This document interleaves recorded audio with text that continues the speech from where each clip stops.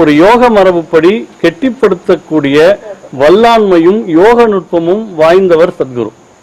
இன்னைக்கு லட்சக்கணக்கான பேர் சூரியகுண்டத்துல இது வரைக்கும் தீர்த்தமாடி இருக்காங்க. பெண்களுக்கு ஒதுக்கப்பட்டிருக்கிற சந்திரகுண்டத்துல லட்சக்கணக்கான பேர் தீர்த்தமாடி இருக்கிறாங்க. எல்லாரும் நிலைமையும் மேம்பட்டு இருக்கிறதே தவிர யாருக்கும் அதனால் எந்த பாதிப்பும் கிடையாது. இது சம்பந்தமா பெங்களூர்ல இருந்து ஒருத்தர் தமிழ்நாடு பொல்யூஷன் கண்ட்ரோல் போர்டுக்கு கம்ப்ளைண்ட் பண்ணி அந்த வாட்டரை district pollution control board engineer எடுத்து டெஸ்ட் பண்ணி அதோட ரிப்போர்ட்ஸ் எல்லாமே மாவட்ட பொல்யூஷன் கண்ட்ரோல் போர்டுல இருக்குது. டிஸ்ட்ரிக்ட் பொல்யூஷன் கண்ட்ரோல் போர்டுல கிளியரா இருக்குது. இதுல எந்த ஒரு மெர்க்குரி ட்ரேசஸ் இந்த வாட்டர்ல கிடையாது. மெர்க்குரி பயன்படுத்தலாம்ங்கறீங்க. இல்ல பயன்படுத்தி இருக்கு சார். அது வாட்டர்ல இல்ல. பாதிப்பாது. லிங்கத்துக்குள்ள இருக்குது. கெட்டிப்பட்ட பாதரசம் லிங்கத்துக்குள் இருக்கிறது. அது லிங்கத்தினுடைய ஒரு அதிர்வுத்தன்மைக்காகவே தவிர எக்காரணம் கொண்டும் அது லிங்கத்திலிருந்து வெளியே வருவதோ.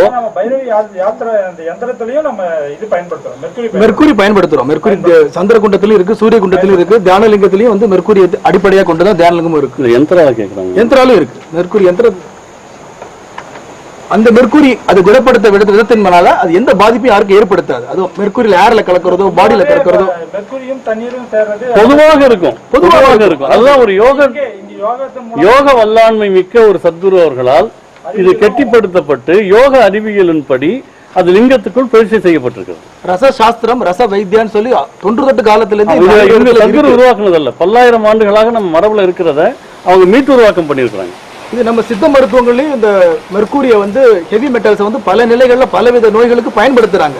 அலோபதியில அது பாய்சன் சொல்றதுனால மட்டும் அப்படி ஆயிடாது. சித்த மருத்துவத்தில் ஆண்டாண்டு காலமா பல தொட்டு பல்லாயிரக்கணக்கான வருடங்களா இந்த ரசவாதத்தை பயன்படுத்திட்டு இருக்கிறாங்க தேவையான அளவுக்கு. அதனால உடம்புக்கு கெடுதல் சொல்ல முடியாது. பாய்சனை கூட பயன்படுத்துறாங்க மருந்தா அப்படின்னு சொல்லும்போது எப்படி நம்ம சொல்ல முடியும்? ரெண்டாவது இந்த இடத்துல இருக்கிறதுல எந்த இடத்துலயும் மெர்க்குரி வாட்டர்ல கலக்கல. எல்லா குற்றச்சாட்டுகளும் சொன்னீங்க.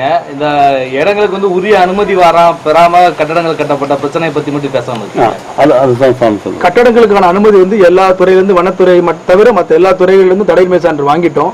அதற்கான மேல்முறையீட்டு மனு டைரக்டர் டவுன் அண்ட் கண்ட்ரி பிளானிங்டையும் அதற்கான வழக்கு பொதுநல வழக்கு மெட்ராஸ் ஹைகோர்ட்லயும் இருக்குது. இது பெண்டிங்ல இருக்கு. அவ்வளவுதான்.